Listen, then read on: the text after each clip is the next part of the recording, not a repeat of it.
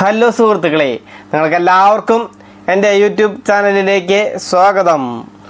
നമ്മൾ കുറച്ച് ദിവസങ്ങളായിട്ട് നമ്മൾ ചാനലിലൂടെ കണ്ടിട്ട് വേറെ ഒന്നുമല്ല, കുറച്ച് വർക്കിൻ്റെ തിരക്കും കാര്യങ്ങളുണ്ടായിരുന്നു. പിന്നെ വൈഫ് ഹൗസിൽ കുറച്ച് വർക്ക് ഉണ്ടായിരുന്നു. അപ്പോൾ അതിൻ്റെ കുറച്ച് തിരക്കും വേറെ ഉണ്ടായിരുന്നു. പിന്നെ മൊത്തത്തിൽ തിരക്കായിരുന്നു. അത് കാരണം കൊണ്ടാണ് നമുക്ക് വീഡിയോയുമായിട്ട് വരാൻ സാധിക്കാത്തത്. ഇനി എല്ലാ ആഴ്ചയും തുടർന്ന് വീഡിയോ ചെയ്യാനായിട്ട് പരമാവധി ശ്രമിക്കാം. അപ്പോൾ 2-3 ആഴ്ച വീഡിയോ ചെയ്യാത്തതിന് നിങ്ങളുടെ അടുത്ത് ആദ്യമേ ഞാൻ ക്ഷമ ചോദിക്കുകയാണ്. ഓക്കെ, ഇനി ഞാൻ അടുത്ത ആഴ്ചയുടെ നിഫ്റ്റിയുടെ ലെവൽസ് പറയാം. നിഫ്റ്റി ഇപ്പോൾ എല്ലാവരും പേടിച്ചിരിക്കുന്നുണ്ടാവും. നല്ല രീതിയിൽ മാർക്കറ്റ് ഫോളോ ആയിക്കൊണ്ടിരിക്കുകയാണ്. ഇന്ന് ചെറിയൊരു റിക്കവറി കാണിച്ചിട്ടുണ്ട്. 151 0.70% ഒരു റിക്കവറി കാണിച്ചിട്ടുണ്ട്. എന്നിരുന്നാലും നിങ്ങൾക്ക് എല്ലാവർക്കും അത്ര സന്തോഷത്തിലായിരിക്കില്ല ഈ വീഡിയോ കണ്ടുകൊണ്ടിരിക്കുന്നതെന്ന് ഞാൻ മനസ്സിലാക്കുന്നു. ഓക്കെ, ഇനി നിഫ്റ്റിയുടെ ലെവൽസ് പറയുകയാണെങ്കിൽ നിഫ്റ്റി ഇപ്പോൾ കറണ്ട് മാർക്കറ്റ് പ്രൈസ് നിൽക്കുന്നത് 22,147 22,300 എബവ് ക്രോസ് ചെയ്യുകയാണെങ്കിൽ നിഫ്റ്റി ബുള്ളിഷ്നെസ് ആയി. നിങ്ങൾ പ്രത്യേകമായി ശ്രദ്ധിക്കണം. 22,300 എബവ് ക്രോസ് ചെയ്യുകയാണെങ്കിൽ ബുള്ളിഷ്നെസ് ആയി.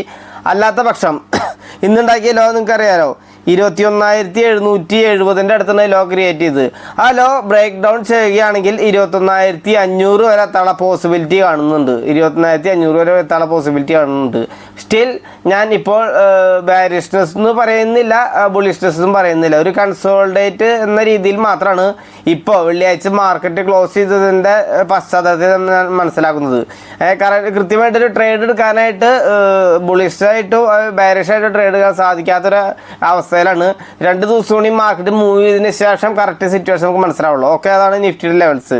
ബാങ്ക് നിഫ്റ്റിയുടെയും ലെവൽസ് സമാനമായ ലെവൽസ് തന്നെയാണ്, വലിയ വ്യത്യാസങ്ങളൊന്നുമില്ല. എന്നാലും ഞാൻ നോക്കുകയാണെങ്കിൽ നിഫ്റ്റിനെ അപേക്ഷിച്ച് ബാങ്ക് നിഫ്റ്റി കുറച്ച് കമ്പാരിറ്റീവ്ലി ബുള്ളിഷ്നെസ് ആയി എന്ന് തന്നെ മനസ്സിലാക്കുന്നത്. ബുള്ളിഷ്നെസ് ആയി എന്നല്ല ഞാൻ പറഞ്ഞു വരുന്നത്, നിഫ്റ്റിനെ അപേക്ഷിച്ച് ബാങ്ക് നിഫ്റ്റി കുറച്ചുകൂടി ബുള്ളിഷ്നെസ് കാണിക്കുന്നുണ്ട്. അത് അത്രമാത്രമേ ഉദ്ദേശിക്കുള്ളൂ. ഓക്കെ, ഇനി ഗ്ലോബൽ മാർക്കറ്റിൻ്റെ അവസ്ഥ എന്താണെന്ന് നോക്കാം. ഗ്ലോബൽ മാർക്കറ്റ്സ് അത്ര നല്ല രീതിയിലല്ല പെർഫോം ചെയ്യുന്നത്. ഇപ്പോൾ നോക്കുമ്പോൾ വീഡിയോ ഷൂട്ട് ചെയ്യുന്നത് വെള്ളിയാഴ്ച വൈകിട്ടാണ്, 19-ാം തീയതി വൈകിട്ട് രാത്രി 10:30 നേരത്താണ് വീഡിയോ ഷൂട്ട് ചെയ്യുന്നത്. ഈ സമയത്ത് S&P 500 ഒരു ചെറിയൊരു ഫോളിൽ തന്നെയാണ്. ഒരു 29 പോയിന്റ്, അതായത് 0.60% ഫോളിലാണ്. നാസ്ഡാക്ക് എന്താ അവസ്ഥ? നാസ്ഡാക്ക് ഇതിൽ കൂടുതൽ ഫോളായിട്ടുണ്ട്. ഒരു 1.88%, 2% അടുത്ത് നാസ്ഡാക്ക് ഫോളായിക്കൊണ്ടിരിക്കുകയാണ്. അടിയിൽ നിന്നൊരു റിജക്ഷൻ പോലും കാണിക്കാതെ നല്ലൊരു ഫോൾ തന്നെയാണ് കാണിക്കുന്നത് നാസ്ഡാക്ക്. അതിനുശേഷം ഡോ ജോൺസ് എന്താ കാണിക്കുന്നത്? ഡോ ജോൺസ് ചെറിയൊരു റിക്കവറി കാണിക്കുന്നുണ്ട്, കുഴപ്പമില്ല. പിന്നെ ജപ്പാൻ മാർക്കറ്റായി നിക്കി 2.66% ഫോളാണ് ഇപ്പോൾ കാണിക്കുന്നത്. 2.5% മുകളിൽ ഫോള് കാണിക്കുന്നുണ്ട്. പിന്നെ ഫട്സ് എന്താ അവസ്ഥ? ഫട്സ് ബുള്ളിഷ്നെസ് ആയിട്ട് നല്ല രീതിയിൽ റിജക്ഷൻ താഴെ നിന്ന് വന്ന് മുകളിലേക്ക് അടിച്ച് പൊളിച്ച് മുകളിലേക്ക് കയറി പോകുന്നുണ്ട്. ഓക്കെ, പിന്നെ ഡാക്സ്, ജർമ്മൻ മാർക്കറ്റായ ഡാക്സും ഒരു ചെറിയൊരു വീക്ക്നെസ് ഉണ്ടായിരുന്നു. ഇപ്പോൾ ചെറിയൊരു റിക്കവറി കാണിച്ച് തുടങ്ങിയിട്ടുണ്ട്. എത്രമാത്രം അത് റിക്കവറി സസ്റ്റെയിൻ ചെയ്യാൻ സാധിക്കും നമുക്കറിയില്ല. പിന്നെ CAC 40 ഈ മാർക്കറ്റും ചെറിയൊരു ബുള്ളിഷ്നെസ്സിലേക്ക് എത്തിയിട്ടുണ്ട്. ഓവറോൾ കുറച്ച് മാർക്കറ്റുകൾ നല്ല ബാരിഷ്നെസ്സിലേക്ക് നിൽക്കുന്നുണ്ട്, കുറച്ച് മാർക്കറ്റുകൾ റിക്കവറി ചെയ്യാൻ ശ്രമിക്കുന്നുണ്ട്. എന്നാലും നമ്മുടെ മാർക്കറ്റ് റിക്കവറി കാണിച്ചിട്ടുണ്ട്. നമ്മുടെ മാർക്കറ്റിലേക്ക് മുകളിലേക്ക് പോകാൻ തന്നെയാണ് സാധ്യത എന്ന് എനിക്കിപ്പോൾ നമുക്ക് റീഡ് ചെയ്തെടുക്കാൻ സാധിക്കുന്നത്. ഓക്കെ, ഇതാണ് അടുത്ത ആഴ്ചയുടെ നിഫ്റ്റിയുടെ ലെവൽസ്. ഓക്കെ, ഇനി ഞാൻ നല്ലൊരു സ്റ്റോക്ക് കണ്ടെത്തി വെച്ചിട്ടുണ്ട്. ആ സ്റ്റോക്കിൻ്റെ ഡീറ്റെയിൽസ് പറയാം. ഓക്കെ, ഞാൻ പറയാൻ പോകുന്ന സ്റ്റോക്ക് ഏത് സെഗ്മെൻറ്റിൽ പെട്ട സ്റ്റോക്കാണെന്ന് ആദ്യം പറയാം. ഇലക്ട്രോണിക്സ് ആൻഡ് ഹോം അപ്ലയൻസസ്, അതാണ് ഈ സെഗ്മെൻറ്റിൽ പെട്ട സ്റ്റോക്കാണ് ഞാൻ പറയാൻ പോകുന്നത്. ഈ കമ്പനി ഒരു സ്മോൾ ക്യാപ്പ് കാറ്റഗറിയിൽപ്പെട്ട സ്റ്റോക്കാണ്. ഓക്കെ, ഇതിൻ്റെ മാർക്കറ്റ് ക്യാപ്പ് വന്നിട്ട് 18,617 കോടി രൂപയാണ് ഇതിൻ്റെ മാർക്കറ്റ് ക്യാപ്പ് വരുന്നത്. സ്മോൾ ക്യാപ്പ് കാറ്റഗറിയിൽപ്പെട്ട സ്റ്റോക്ക് തന്നെയാണ്. ഓക്കെ, പിന്നെ ഇതിൻ്റെ വലിയ പ്രത്യേകത ലോ പ്ലെഡ്ജ്ഡ് പ്രൊമോട്ടർ ഹോൾഡിങ്, അതായത് പണയം വെച്ചിട്ടില്ല എന്ന് പറയുന്നുണ്ട് പ്രൊമോട്ടർ. ഓക്കെ, പിന്നെ മ്യൂച്വൽ ഫണ്ട്സ് ലാസ്റ്റ് 3 മാസമായിട്ട് ഇൻക്രീസ്ഡ് അവരുടെ ഹോൾഡിങ്സ് വർദ്ധിപ്പിച്ചിട്ടുണ്ട്. 4.19% ആയിട്ട് ഉയർത്തിയിട്ടുണ്ട്. അതായത് മ്യൂച്വൽ ഫണ്ട്സ് അവരുടെ ഹോൾഡിങ്സ് എത്രയാണോ ഇതിലുള്ളത് ആ കമ്പനിയിലുള്ളത്, ഈ കമ്പനിയിൽ ലാസ്റ്റ് 3 മാസം കൊണ്ട് 4.19% ഇൻക്രീസ് ചെയ്തിട്ടുണ്ട്. അത് വലിയൊരു ശതമാനമാണ് ഇൻക്രീസ് ചെയ്തേക്കുന്നത്. അതിനാൽ സ്റ്റോക്ക് മുകളിലേക്ക് പോകാനുള്ള വളരെയധികം സാധ്യത ഞാൻ കാണുന്നുണ്ട്. പിന്നെ ഇതിൻ്റെ പി റേഷ്യോ നോക്കുകയാണെങ്കിൽ ഈ സെക്ടറിൻ്റെ പി വന്നിട്ട് 61.83% സെക്ടറിൻ്റെ പി റേഷ്യോ വന്നത്. ഈ സ്റ്റോക്കിൻ്റെ പി നമ്മൾ പിക്കാൻ പോകുന്ന സ്റ്റോക്കിൻ്റെ പി 43.03 ഉള്ളൂ. അത് വലിയൊരു സൈനായിട്ട് നമുക്ക് കാണാം. പിന്നെ ഡിവിഡൻഡ് ഈ സെക്ടറിൻ്റെ കൊടുക്കുന്നത് average dividend 0.44% sector average dividend കൊടുക്കുന്നത്. അതായത് ഈ സെക്ടറിൽ പെട്ട 27 കമ്പനികളുണ്ട്.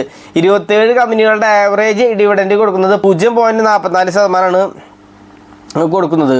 പക്ഷെ നമ്മൾ പിക്കാൻ പോണ സ്റ്റോക്ക് 1.02%, അതായത് 1% മുകളിൽ നമ്മുടെ സ്റ്റോക്ക് ഡിവിഡൻഡ് കൊടുക്കുന്നുണ്ട്. അത് നല്ലൊരു 27 ഈ സെക്ടറിൽപ്പെട്ട 27 കമ്പനികളിൽ നിന്ന് ടോപ്പ് ഡിവിഡൻഡ് നമ്മുടെ കമ്പനിയാണ് കൊടുക്കുന്നത്. ഓക്കെ, പിന്നെ ഞാൻ നേരത്തെ പറഞ്ഞു 27 കമ്പനികളുണ്ട് ഈ സെക്ടറിൽ. പിന്നെ ടോപ്പ് ഡിവിഡൻഡ് ഈ കമ്പനിയാണെന്ന് ഞാൻ പറഞ്ഞു കഴിഞ്ഞു. പിന്നെ മാർക്കറ്റ് ക്യാപിറ്റലിൻ്റെ അടിസ്ഥാനത്തിൽ ഈ കമ്പനി 4ാം സ്ഥാനത്താണ്. അതായത് 27 കമ്പനികളുണ്ട്. മാർക്കറ്റ് ക്യാപിറ്റലൈസേഷൻ്റെ അടിസ്ഥാനത്തിൽ നമ്മുടെ കമ്പനി പറയാൻ പോകുന്ന കമ്പനി 4ാം സ്ഥാനത്താണ്.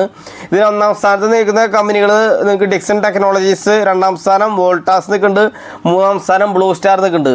ഞാൻ പറയാൻ പോകുന്ന കമ്പനിയാണ് അടുത്ത് നിൽക്കുന്നത്. നിങ്ങൾക്ക് എല്ലാവർക്കും മനസ്സിലായി കാണുമെന്ന് വിചാരിക്കുന്നു. ക്രോംപ്ടൺ ക്രേവ്സ് അതാണ് ഈ കമ്പനി.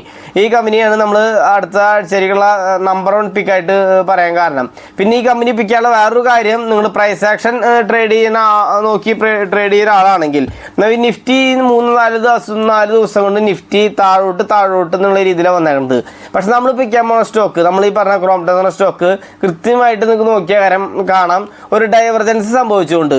അതായത് നിഫ്റ്റി താഴോട്ട് വരുന്ന സമയത്ത് നമ്മുടെ സ്റ്റോക്ക് ക്രോംപ്ടൺ എന്ന സ്റ്റോക്ക് മുകളിലേക്ക് പോകാനുള്ള ടെൻഡൻസി മുകളിലേക്ക് വന്നുകൊണ്ടിരിക്കുന്നത്. അതായത് മാർക്കറ്റ് താഴോട്ട് പോകുന്ന സമയത്തും നമ്മുടെ സ്റ്റോക്കിനെ മുകളിലേക്ക് പോകാൻ സാധിക്കുന്നുണ്ട്. അതാണ് ഡൈവർജൻസ് സംഭവിക്കുക എന്ന് പറയുന്നത്. അങ്ങനെ ഒരു ഡൈവർജൻസും ഈ സ്റ്റോക്കിൽ വന്നുകൊണ്ടിരിക്കുന്നുണ്ട്. ഈ സ്റ്റോക്കിൻ്റെ ഇപ്പോൾ കറണ്ട് പ്രൈസ് വന്നേക്കുന്നത് 297 രൂപ 5 പൈസയാണ് ഇപ്പോൾ ക്ലോസ് ചെയ്തേക്കണത്.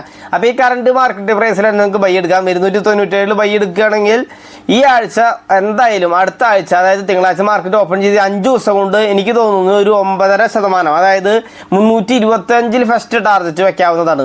അപ്പം 297 ബൈ എടുക്കുക, 325, അതായത് 27 പോയിന്റ് ടാർഗറ്റ് വെക്കാവുന്നതാണ്. അത് 28 പോയിന്റ് ടാർഗറ്റ് വെക്കാം. അപ്പോൾ നമുക്ക് കിട്ടാൻ പോകുന്ന പ്രോഫിറ്റ് 9.5%, 10% അടുപ്പിച്ച് നമുക്ക് പ്രോഫിറ്റ് കിട്ടും. ഓക്കെ, ഈ ആഴ്ച തന്നെ അത് കിട്ടുമെന്നാണ് ഞാൻ ഉദ്ദേശിക്കുന്നത്. പിന്നെ സെക്കൻഡ് ടാർഗറ്റായിട്ട് കുറച്ച് ദിവസം വെയിറ്റ് ചെയ്യുകയാണെങ്കിൽ 400 വരെ കിട്ടാനുള്ള സാധ്യത നമുക്ക് കാണുന്നുണ്ട്. 400 വരെ കിട്ടുകയാണെങ്കിൽ നമുക്ക് 35% പ്രോഫിറ്റ് കിട്ടും. അതെനിക്ക് തോന്നുന്നു ഒരു 2 മാസം കൊണ്ട് അല്ലെങ്കിൽ മാക്സിമം 3 മാസം കൊണ്ട് ഒരു 35% പ്രോഫിറ്റ് കിട്ടാനുള്ള വളരെയധികം സാധ്യത കാണുന്നുണ്ട്. ഞാൻ വീണ്ടും പറയാണ്, മാർക്കറ്റ് താഴോട്ട് വന്നിരുന്നാലും കുറച്ച് ദിവസങ്ങൾ വേണമെങ്കിൽ കൺസോൾട്ടേറ്റ് ചെയ്താൽ അതിന് ശേഷം വേണമെങ്കിൽ കുറച്ചുകൂടി താഴോട്ട് വന്നാലും തിരിച്ച് അത് ശക്തമായിട്ട് റിക്കവർ ചെയ്ത് മാർക്കറ്റ് മുകളിലേക്ക് പോകും തന്നെയാണ് ഞാൻ വിശ്വസിക്കുന്നത്. ഓക്കെ, അപ്പോൾ ക്രോംപ്ടൺ ഇപ്പം നിങ്ങൾക്ക് കറണ്ട് മാർക്കറ്റ് പ്രൈസിൽ തന്നെ ബൈ എടുക്കാം. 297 ബൈ എടുക്കാം. 325 ഫസ്റ്റ് ടാർഗറ്റ് വയ്ക്കാവുന്നതാണ്. സെക്കൻഡ് ടാർഗറ്റ് ഒരു 400 വയ്ക്കാവുന്നതാണ്. സെക്കൻഡ് ടാർഗറ്റ് ഒരു 2 മാസമൊക്കെ അല്ലെങ്കിൽ 3 മാസം വരെ വെയിറ്റ് ചെയ്യേണ്ടി വരും. ഫസ്റ്റ് ടാർഗറ്റ് ഈ ആഴ്ച തന്നെ, അതായത് അടുത്ത ഫ്രൈഡേക്കുള്ളിൽ തന്നെ 325 ഫസ്റ്റ് ടാർഗറ്റ് അടിക്കും തന്നെയാണ് എനിക്ക് പ്രതി പറയാനുള്ളത്. പിന്നെ ഡിസ്ക്ലെയിമറായിട്ട് പറയാനുള്ളത് ഞാനൊരു സെബി രജിസ്റ്റേർഡ് അനലിസ്റ്റ് അല്ല. അതിനാൽ ബൈ റെക്കമെൻഡേഷനും സെൽ റെക്കമെൻഡേഷനും സ്വീകരിക്കുമ്പോൾ നമ്മുടെ ഫിനാൻഷ്യൽ അഡ്വൈസറിന് ശേഷം മാത്രം തീരുമാനമെടുക്കണമെന്നും പ്രത്യേകമായിട്ട് ഓർമ്മപ്പെടുത്താണ്. ഓക്കെ, പിന്നെ ഈ വീഡിയോ കണ്ടുകൊണ്ടിരിക്കുന്ന നിങ്ങളെല്ലാവരും ചാനൽ സബ്സ്ക്രൈബ് ചെയ്യാതെ ഈ വീഡിയോ കാണുന്നുണ്ടെങ്കിൽ ദയവായി ഇപ്പോൾ തന്നെ ഈ ചാനൽ സബ്സ്ക്രൈബ് ചെയ്യുക. തൊട്ടടുത്തുള്ള ബെല്ലൈക്കൺ കൂടി എനേബിൾ ചെയ്ത് കഴിഞ്ഞാൽ ഞാൻ അപ്ലോഡ് ചെയ്യുന്ന വീഡിയോസ് നിങ്ങൾക്ക് യഥേഷ്ടം ലഭിക്കുന്നതായിരിക്കും. ഓക്കെ, നിങ്ങൾക്ക് എല്ലാവർക്കും ശുഭരാത്രി നേർന്നുകൊണ്ട് നിർത്തുന്നു. നന്ദി, നമസ്കാരം, താങ്ക് യു, ബൈ ഓൾ.